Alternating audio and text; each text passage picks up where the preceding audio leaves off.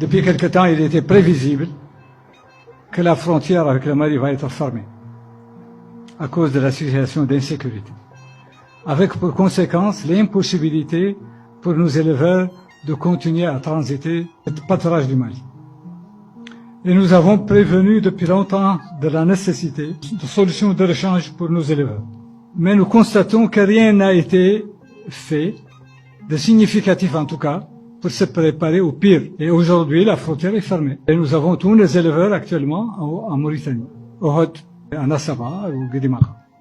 Mais, pour combien de temps? D'ici quelques mois, il leur sera impossible de rester au Hod parce qu'il n'y a pas d'eau. Même s'il y a des pâturages, il n'y a pas d'eau. Et même si et là où on peut trouver de l'eau, il n'y aura pas de pâturage à terme. Et donc, nous risquons de perdre la moitié de notre ressource animale. Qu'est-ce qu'il faut faire?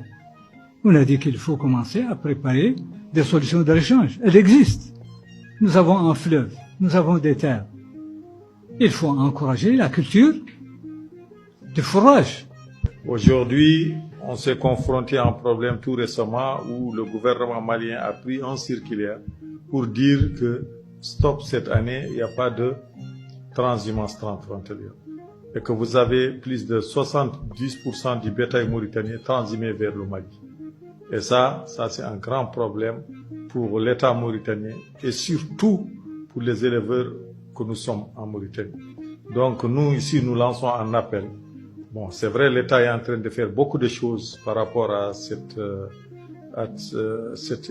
initiative qui vient d'être prise par le gouvernement malien, mais aussi nous lançons à l'ensemble des partenaires, notamment les partenaires techniques financiers de la Mauritanie, d'appuyer le gouvernement dans ses plans pour pouvoir en tout cas assurer cette transhumance qui se faisait avec le Mali, peut-être de se limiter pour le moment le Sénégal et dans beaucoup de coins mauritaniens. Il y a un projet appelé projet AOCAR qui est financé par la Banque africaine de développement, la BAD, qui va contribuer beaucoup, vraiment, je dirais pas à la stabilisation, mais à la retenue de nos cheptels en Mauritanie.